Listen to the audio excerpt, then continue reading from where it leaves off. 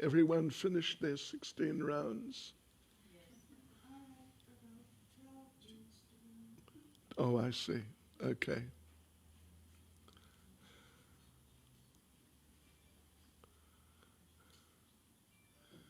Jai Shri Mohan Prabhu. Hare Krishna Malati.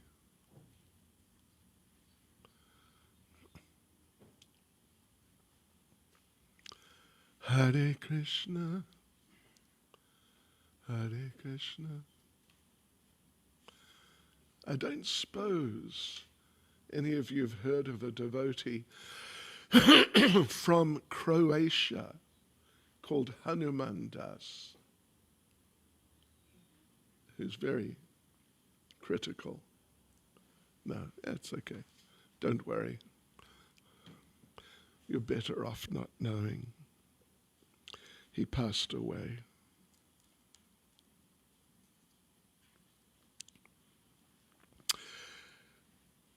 Nama Om Vishnu Padaya Krishna Prestaya Bhutale Shrimati Bhakti Vedanta Swaminiti Namane Namaste Saraswati Devi Gauravani Pracharane Nirvishesha Shunyavadi Pastya Tyadesha Tarane Sri Krishna Chaitanya Pramanityananda Sri Advaita Gadadha Shivas Adi Gaura Bhakta Vrinda Hare Krishna, Krishna Krishna, Hare Hare, Hare Rama, Rama Rama, Hare Hare. Vanchakalpatarubhyascha kripas sindhubhyevacha, patitanam pavanebhyo vaishnavebhyo namo namaha. Srila Prabhupada ki jai. So, Srila Prabhupada is still at Stinson Beach, San Francisco, trying to recover following his stroke or mild heart attack. But it's difficult, and therefore shortly he's going to go to India.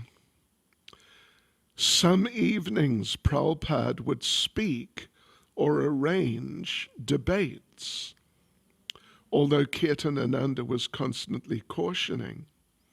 When Prabhupada wanted to speak, it was impossible for any of his disciples to stop him.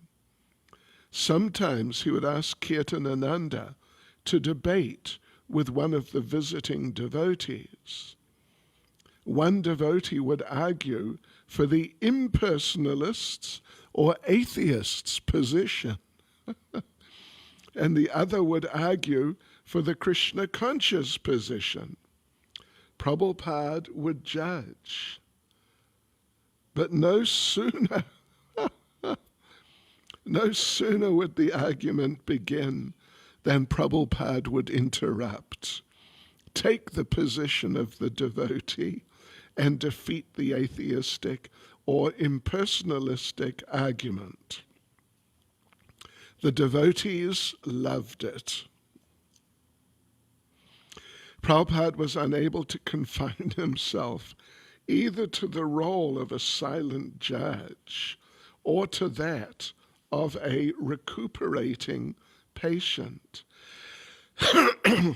Why do we concentrate on the impersonalists? Kirtanananda asked. Why do we attack them so much? Why don't we concentrate our attack on the atheists?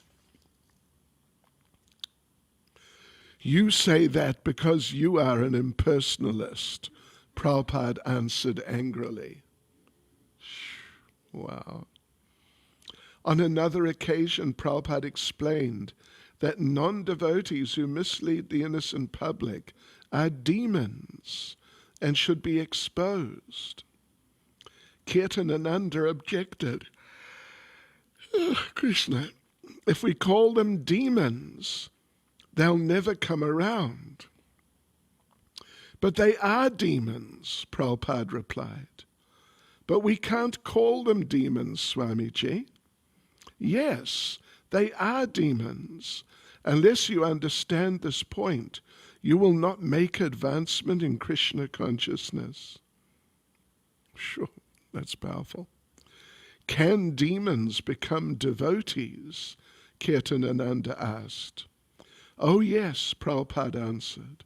If they chant Hare Krishna and render service, even demons become devotees.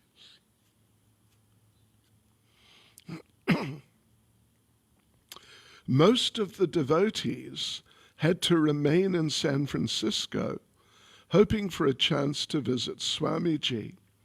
From the few who knew firsthand, they heard about Swamiji's plans to leave for India, perhaps never to return. It was painful to hear. His going almost to death, but then returning by Krishna's grace and rejoining them in San Francisco, yet being unable to stay with them as before. And now his plans of going to India may be forever. These activities intensified their concern and love for him. Devotees worried, speculating on whether they could carry on without Swamiji. One devotee suggested that perhaps one of Swamiji's godbrothers could come to America and fill in for Swamiji, and if the worst happened, take over the leadership of the International Society for Krishna Consciousness. When the suggestion reached Prabhupada, he considered it without immediately replying. Mukunda. I was sitting alone with Swamiji in his room, and he was very grave and silent. His eyes were closed. Then suddenly tears began flowing from his eyes, and he said in a choked voice, "My spiritual master was no ordinary spiritual master." Then he paused for some time, and wiping the tears from his cheeks, he said in an even more choked voice, "He saved me." At that point, I began to understand the meaning of spiritual master and dropped all consideration of ever replacing Swamiji. Unquote. After 2 days, Prabhupada said he would not call any of his godbrothers to come and take care of his disciples. He said, if this person speaks just one word different from what I'm speaking, there will be great confusion among you. Actually, he said, the idea was an insult to the spiritual master. Prabhupada said that he would initiate the new followers in San Francisco and asked that they come one at a time and stay overnight. Without performing any fire ceremonies, he simply talked with each new person, asking him to follow the 4 rules and chant 16 rounds a day. When the follower promised, Prabhupada initiated him sitting on the bed while the disciples sat before him on the floor. Prabhupada would chant quietly on the disciples' beads and then give him or her a spiritual name. One day, one of the new candidates for initiation came in very nervously and bowed down before Prabhupada. The boy didn't get up. You can get up now, Prabhupada said. So you want to be initiated? The boy said yes and began chanting, not knowing what else to say. I'll chant on your beads, Prabhupada said. After chanting for 10 minutes, he returned them, saying, your name is Aniruddha. What does that mean? The boy asked. He's the grandson of Krishna. Do you have any questions? Aniruddha couldn't think of anything. He had already forgotten his name. And Prabhupada said he could go.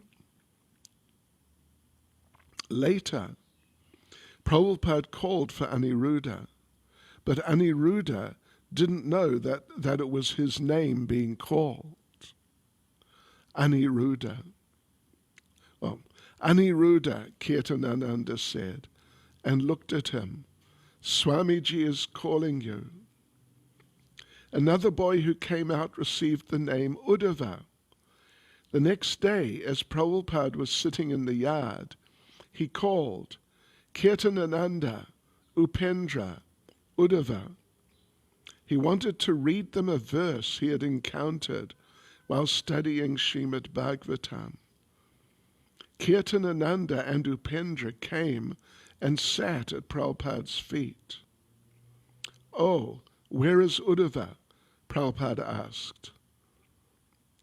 Upendra told him that Uddhava had gone up to the hills to look at the cows and chant to them. Upendra thought that Swamiji would be pleased to hear that his new disciple had climbed the hills just to chant to the cows. But Prabhupada shook his head unhappily. Restlessness. He had wanted the new boy to hear the verse. Jayati Jayati Devo, Devaki Nandanoso, Jayati Jayati Krishna, Vrishni Vangsha Pradipa, Jayati Jayati Megha, Shamala Kamalango, Jayati Jayati Prithvi, Baranasho Mukunda. Prabhupada gave the translation. All glories to the Supreme Personality of Godhead, who is known as the son of Devaki. All glories to the Supreme Personality of Godhead, the light of the Vrishni dynasty. All glories to the Supreme Personality of Godhead, whose bodily luster is like that of a new cloud, and whose body is as soft as lotus flowers. All glories to the Supreme Personality of Godhead, who walks on the planet Earth to deliver the world from the scorn of demons, and who can offer liberation to everyone. After repeating the Sanskrit in the translation, he told them they could return to their duties. Prabhupada told Kirtanananda he had definitely decided to go to India via New York as soon as possible. Kirtanananda packed Swamiji's things and drove Swamiji down to San Francisco to spend the night at the temple. They would leave the next morning. The temple and even Prabhupada's apartment were very hectic that night, with many devotees and guests wanting to see Prabhupada, and dozens of people wanting initiation. When Kirtanananda advised Prabhupada not to exert himself by going down for the evening program, Prabhupada insisted on at least going and sitting during the kirtan. When he entered the storefront, the devotees immediately stopped their kirtan, dropping down to offer obeisances. There was a hush. He commanded a new reverence. This might be the last time they would see him. They watched him during the kirtan as he played his kartals, singing with them for the last time. The uninitiated wanted to accept him as their spiritual master tonight, before it was too late. Srila Prabhupada asked for the microphone. No one had expected him to speak. Kirtanananda, The only person in a position to restrain him said nothing and sat before him like the others, submissive and expectant. Prabhupada spoke quietly about his mission. Under the order of his spiritual master, he was bringing Lord Chaitanya's movement to America, and Krishna had kindly sent him so many sincere souls. I have a few children in India from my family days, he said, but you are my real children. Now I'm going to India for a little while. Everyone fixed his attention on Swamiji as he sat before them, leaning against the madras-covered wall, speaking softly. Suddenly the door opened, and Ravindra Swarup, oh, it's a different one. You're a much better one. I mean, this Ravindra Swarup, I tell you what. Anyway, you'll see it in a moment. So suddenly the door opened and Ravindra Swarup unhappily entered, not like you. Big smile. Everyone knew that Ravindra Swarup wanted to leave Krishna consciousness. He hadn't taken his initiation vows seriously. He wanted to move on. He didn't want a spiritual master anymore. The other devotees had discouraged him, but he had persisted. They were incredulous. How could he do such a thing on the night before Swamiji's departure? Ravindra Swarup fell to the floor to offer obeisances, but he didn't rise up. Instead, he began crawling on his hands and knees towards Prabhupada. Ravindra usually had a cavalier manner, enhanced by a handsome face, long tousled hair and a beard, but now he was wretched and sobbing and crazy. He crawled towards Prabhupada, who sat but 2 steps off the floor on the simple redwood dais. Prabhupada looked at him with compassion. "Come here, my boy." Ravindra crawled up the steps and placed his bushy head on Prabhupada's lap. Moved, the devotees watched as Prabhupada stroked Ravindra's head, and the boy cried and cried. "What's wrong, my son? You don't have to be so unhappy." Ravindra bawled out, "I want," he sobbed, reach God directly without anyone in between." Prabhupada continued to pat and stroke the boy's head. "No, you continue to stay with us if possible. Don't be a crazy fellow." Ravindra's weeping subsided, and Prabhupada continued, speaking both to Ravindra and to the emotion-struck group in the room. "I'm an old man," he said. "I may die at any moment. But please, you all carry on the Sankirtan movement.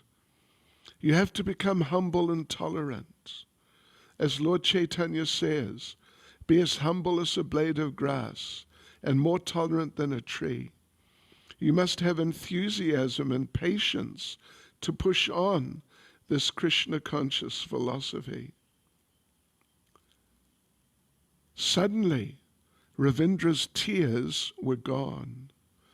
He jumped up, dejectedly stood, hesitating for a moment, and then hurried out the door, banging it behind him.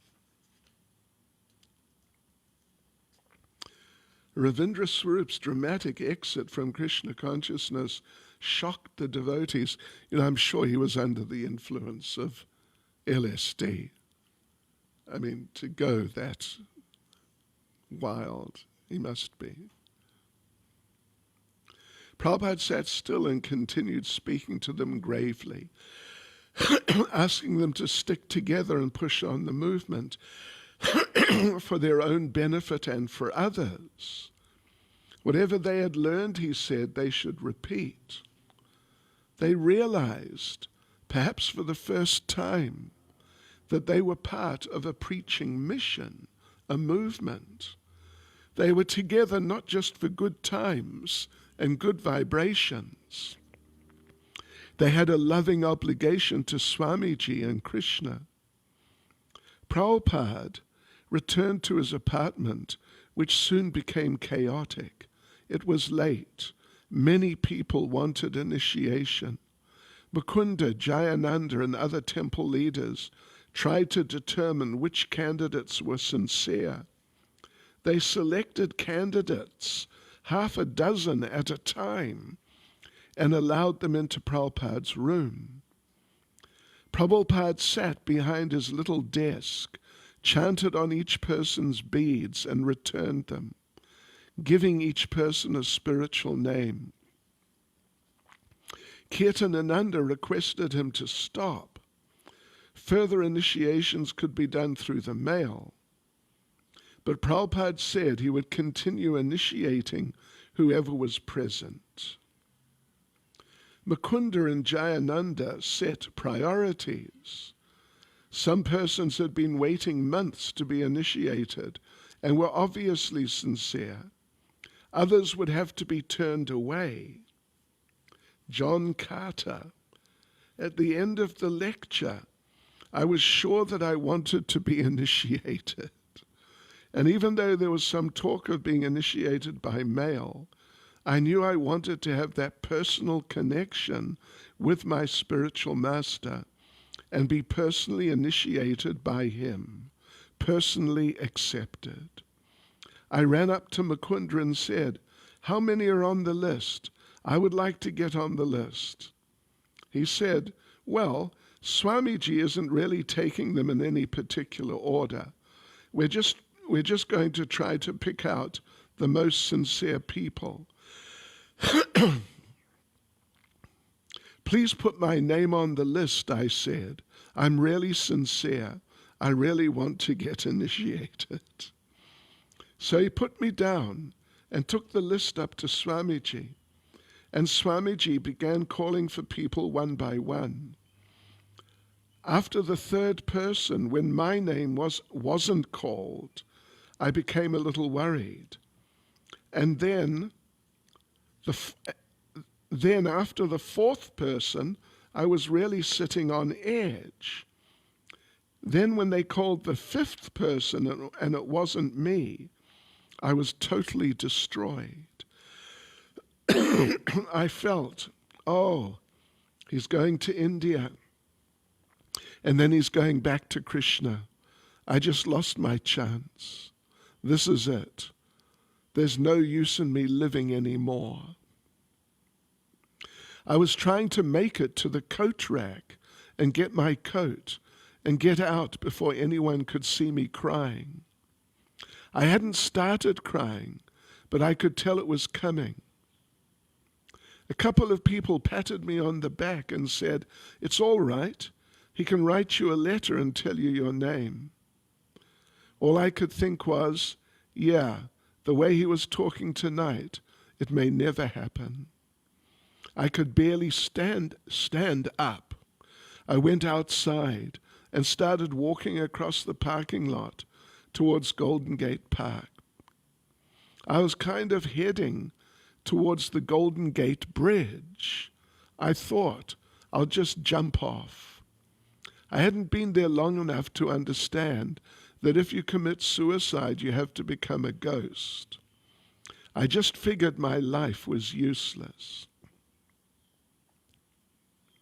I got about halfway across the parking lot when the idea struck me. What if he decided to take one more and I was out here somewhere? The thought filled me with so much hope that I turned around and ran back to the temple. And just as I walked in the front of the temple, Janaki ran down and said, "He'll take one more." And she grabbed somebody else and ran up the stairs. Krishna.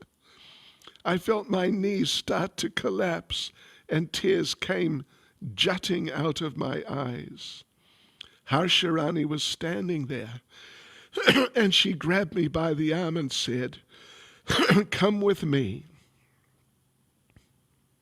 She raced up the stairs, pulling me to the top, and burst into Swamiji's room without even knocking. Swamiji looked up with amazement.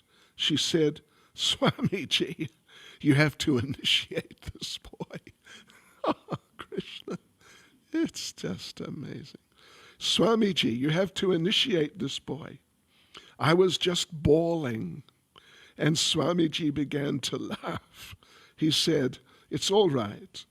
Don't cry. Everything will be all right." He chanted on my beads and gave me the name Jivananda. The next morning, Prabhupada had to leave his affectionate followers. Several cars filled with devotees accompanied him to the San Francisco airport. Nandarani. Some were sincere and some were crying because it was appropriate to cry when the spiritual master leaves. Actually, none of us really knew much about what the spiritual master was. Janaki mischievously stole the ticket and passport from Prabhupada's hand. "Now you can't go," she said. "That's all right," he smiled. "I already have my boarding ticket. I am Indian. They will let me into my own country."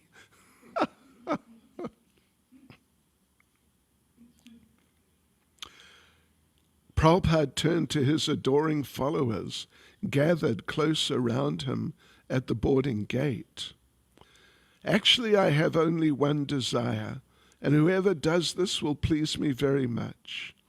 Now I have a temple in New York, in Montreal, and a temple in San Francisco, but I do not have any temple in Los Angeles." He told them to remain in Krishna consciousness and to please preach. They watched as he turned and walked through the gate, his cane in one hand, boarding pass in the other. In New York, there was hardly time for sadness. Srila Prabhupada telegraphed Sri Krishna Pandit that his arrival in Delhi would be on July 24th at 7:30 a.m. and that Sri Krishna Pandit should prepare Prabhupada's quarters at the Chippiwada temple. In the telegram, Prabhupada mentioned his intention to consult a physician in Delhi and then go to Vrindavan. He was anxious to return to Vrindavan. The day before his departure, Prabhupada wrote to Sumati Maharaji. In reply to his last letter,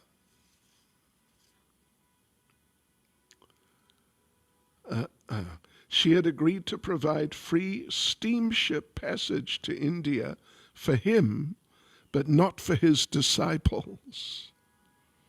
"As I had arranged for your passage to America," she had written, "I think it is my duty to see that you return back to India safely, more so due to your indifferent health." But she would not allow free passage for any disciples. On July 20th, Prabhupada wrote to her, "I'm feeling too much to return to Vrindavan, to the lotus feet of Vrindavan Bihari Lord Krishna, and therefore I've decided to return to India immediately. I would have liked to return via sea, as you've so kindly offered me passage in your letter, but in my precarious state of health, that is not possible. So by the mercy of Krishna, and through one friend here, somehow or other, I've received air passage, and I'm expected to leave here for New Delhi on Saturday next, reaching the Palam airport on the 24th instant at 7:30 a.m. From there I shall proceed to Vrindavan after a few days' rest in Delhi. I can understand that at present you cannot allow free passage to my disciples, but if you don't do so, at least in the near future, then my mission will be half finished or failure. I'm just enclosing one letter of appreciation from one of my principal students, Bruce Scharf, that's Brahmananda, from Professor Davis Heron, and another from Professor Roberts of New York University. I think these letters will convince you how much my movement of Krishna consciousness is taking ground in the Western world. The holy name of Hare Krishna is now being chanted not only in this country, but also in England, Holland, and Mexico. That I know of. It may be even more widespread. I've sent you one gramophone record, which I hope you may have received by this time. You will enjoy to learn how Krishna's holy name is being appreciated by the Western world.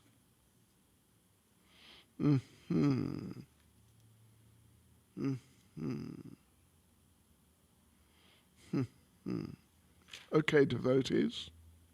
Hare Krishna. Srila Prabhupada ki jai. We will continue tomorrow.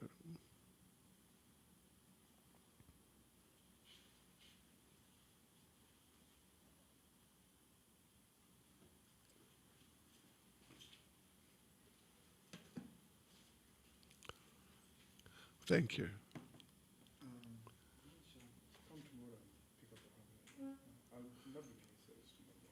Oh, I see. Okay.